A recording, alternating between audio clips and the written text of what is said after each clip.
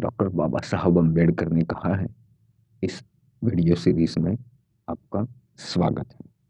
अगर आपको यह वीडियो पसंद आता है तो इसे लाइक, शेयर और इस यूट्यूब चैनल को सब्सक्राइब जरूर कीजिएगा। डॉक्टर बाबा साहब अम्बेडकर ने कहा है, रशिया पूर्वीय देशों को निगल गया है। इतना ही नहीं, परंतु चीन, मंचूरिया और कोरिया के बड़े विस्तारों पर गैरकानूनी आक्रमण किया है। पीड़ित देशों की सुरक्षा करने के बहाने वो एक के बाद एक देशों पर आक्रमण कर रहा है। ऐसी स्थिति में नेहरू सरकार रशिया के साथ मित्रता बढ़ा रही है, यह उचित नहीं है। रशिया पीड़ित समाज के लोगों को एक ही चंगुल से स्वतंत्रता दिलाकर अपना गुलाम बना रहा है। रशिया के साथ मैत्री का बढ़ाना या अतिक्रमण की वृत्ति को प्रोत्साहन देने के समान होगा। साम्यवाद काबू रहित आग जैसा है, ज्यादा से ज्यादा फैलना यह इसका स्वभाव है और इसीलिए भारत जैसे पड़ोसी देशों को सावधान रहना काफी आवश्यक है।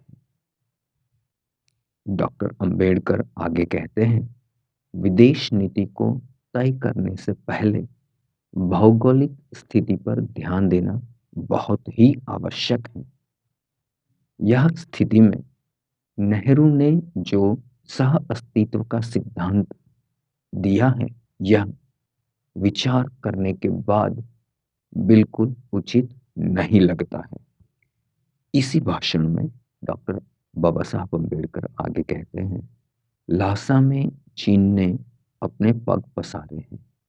यह जो तक चीन को दी गई, इससे चीन की भारत की सीमा रेखा में घूसखोरी को सीधा निमंत्रण देना हो गया है। यह सारी परिस्थिति भले वर्तमान समय में हमारे लिए कोई भी मुश्किल खड़ी नहीं कर रही है, परंतु भविष्य में इसके बुरे परिणाम भुगतने के लिए हमें तैयार रहना पड़ेगा, क्योंकि हमारे पड़ोसी चीन जैसे देश काफी आक्रामक वृत्ति वाले हैं।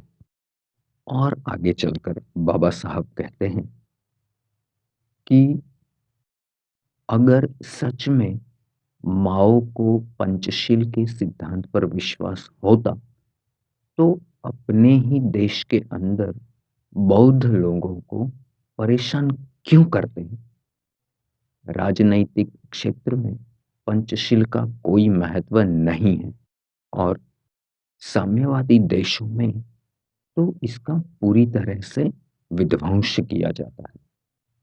नैतिकता शाश्वत नहीं है, समयांतर पर बदलती रहती है। कथित साम्यवादियों के साथ भारत को मित्रता क्यों बढ़ानी चाहिए? क्या आवश्यकता है? इससे अच्छा है सच में जो देश व्यक्तिगत स्वतंत्रता के पक्ष में हो, ऐसे देशों के साथ भारत ने अपनी मित्रता बढ़ानी चाहिए और वही भारत के लिए हितकारी होगा।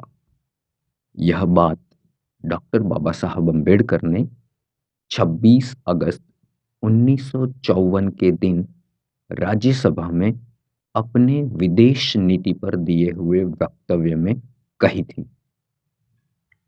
अगर आपको यह वीडियो पसंद आता है तो इसे लाइक, शेयर और इस YouTube चैनल को सब्सक्राइब जरूर कीजिएगा।